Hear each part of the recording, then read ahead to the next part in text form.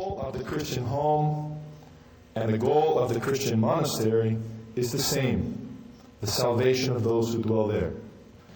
God has become man, the chasm bridged, the mediation effected, righteousness perfected and modeled on the earth, death slain, the devil defeated, sin atoned for, the curse annulled, Hades destroyed, Christ resurrected, the God-man ascended, paradise opened, human flesh enthroned in heaven, the throne of David occupied, the kingdom established, the demons trampled, man dignified. God is with us.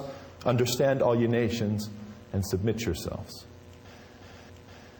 With the resurrection of Jesus Christ and the elevation of human nature has come the possibility of resuming the angelic life and entering a race again with the incorporeal powers. Let us take the subject of real estate and property. Poverty and dispossession, even in marriage, remain the Christian ideal. As such, married Christians who own private property must justify its existence by its use. Married Christians should not build elaborate houses designed for display and should be very thoughtful about the size of their habitation. If someone puts on a sandal larger than one's foot, the sandal becomes a hindrance rather than a help. The same is true concerning the family home. It should be just big enough to meet the needs of the family and no more.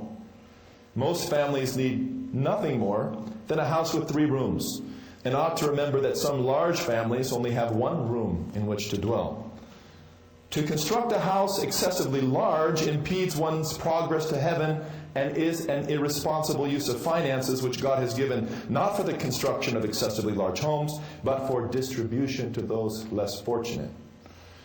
In fact, one of the primary causes of involuntary poverty is the desire for families to live separately, each in his own house.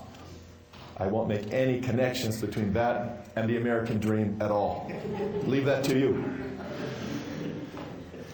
If someone would like to build a large home, it's not forbidden, as long as one builds it in heaven by generous almsgiving on the earth. If you have an extra house, the thing to do is to sell it and give it to the needy. And in so doing, you will, in fact, be giving a house to yourself in the next life. It's the ultimate real estate investment. Christ never once, according to St. John, entered into an elaborate house, but into the homes of fishermen. He considers homes that are filled with virtue to be beautifully adorned. The poor state of a home is not in a disordered kitchen or an untidy bed, but in the sin of those who inhabit it. The patriarch Abraham is the model for the married Christian, for Abraham did not cover his roof with gold as he could have, being a rich man, but he established his home in a tent near an oak tree, content with its shade. This humble dwelling was to God so illustrious that angels visited the tent of Abraham. And though it was poorly appointed, it was, according to St. John, quote, more illustrious than the halls of kings, unquote.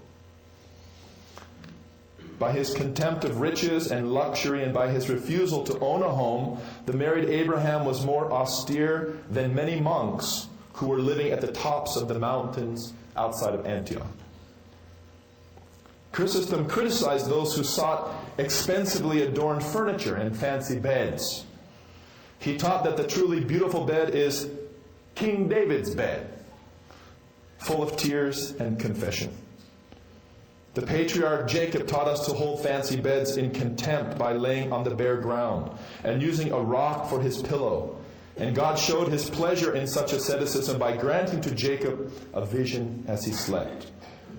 Married Christians ought to use the practice of sleeping on the ground as a sort of self-imposed penance for certain sins. Especially contemptible to St. John is the practice of perfuming bed linens, which was a practice he thought rooted in luxury. The furniture of a Christian household must be prayers, alms, supplications, and vigils.